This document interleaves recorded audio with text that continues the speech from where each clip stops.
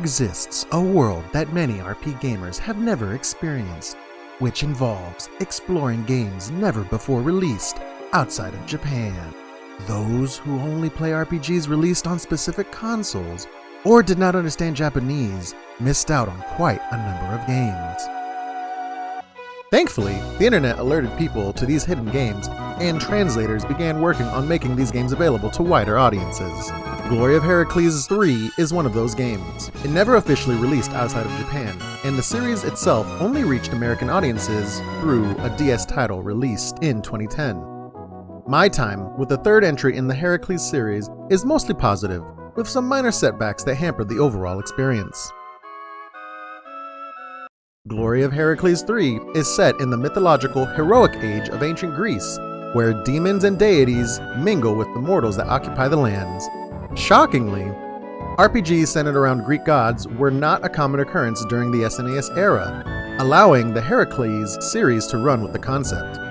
Players take control of a silent protagonist who has no memories of his past. He wakes up in a remote village, only to fall into an unbelievably large hole and land in the underworld, somehow unscathed. Turns out the protagonist and most of his traveling companions are immortals and cannot die. In fact, much of the game's mechanics revolve around falling off high places, proving to the locals that they cannot die. The heroes can also jump off short ledges on the world map, which helps them navigate to the next destination. When in doubt, fall from a nearby cliff. At the start of the game, the lone hero gets assistance in battles from an unlikely group of characters. Waves of pixies and Spartan soldiers will act like a second unit in battle for a set amount of time, or until their hit points reach 0. It is fun to watch an army of pixies follow the hero around, if only for a short amount of time. One of the companions carries with him a journal that notates recent events. The journal updates pretty much after every story segment. It is a nice addition that adds to the characters and acts as a good reminder if the player ever gets lost and is uncertain where to go next.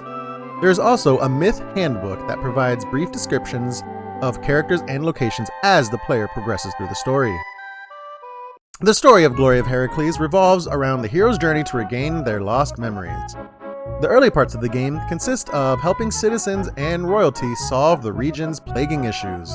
There are rescue missions, stealth sections, minigames, and even a few puzzles to solve during the hero's adventure.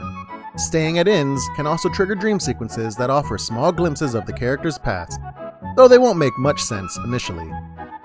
The story is slow to unravel at first, but once the gods get involved and all the secrets are revealed, it picks up.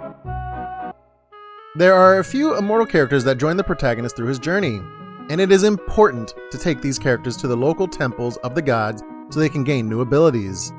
Most locations have temples dedicated to one particular member of the pantheon, and bathing in the magical waters of the temple grants characters new spells. The only character that does not get any benefit from the system is the titular Heracles, a magicless immortal who joins the group off and on during the adventure. A total of 5 party members eventually become playable. Battles are turn-based, and the player can opt to control all party members or use the trust system. There's a stat called trust, which determines how much allies like the protagonist and, in turn, how smart their actions are in battle. There is also a mechanic in the game where if the player takes items from town while party members are around, their trust will lower. Unfortunately, this means searching towns for items is not suggested, though running away at least does not seem to affect the trust stat. For the most part, Glory of Heracles 3 is an easy game, with most battles being straightforward to complete. Early on, status effects can be a pain to manage, but most can be cured with items. There are only a handful of enemies where the difficulty ramps up. Glory of Heracles 3's music has a distinct charm attached to it that is very reminiscent of what one might hear in a Dragon Quest game. The overworld and town songs are catchy and stand out in a positive fashion. The only issue is the lack of variety in tracks.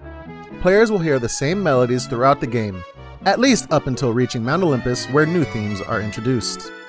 Overall, Glory of Heracles 3 is a fun RPG to finally experience. There's a lot to love about the setting, music, and some of the zany concepts the game pulls off. Being a game created during the early lifespan of the Super Famicom, the limitations are evident. The graphics are barely above 8-bit status, and the battle system is simplistic in nature. It is fun to walk around ancient Greece and interact with gods and other mythological creatures, and the story begins to pick up during the second half of the game. This game has a ton of charm and is definitely something I plan to replay down the road.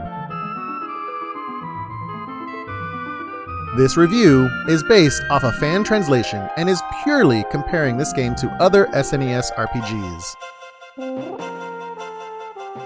RPGamer scored this game a 3.5 out of 5.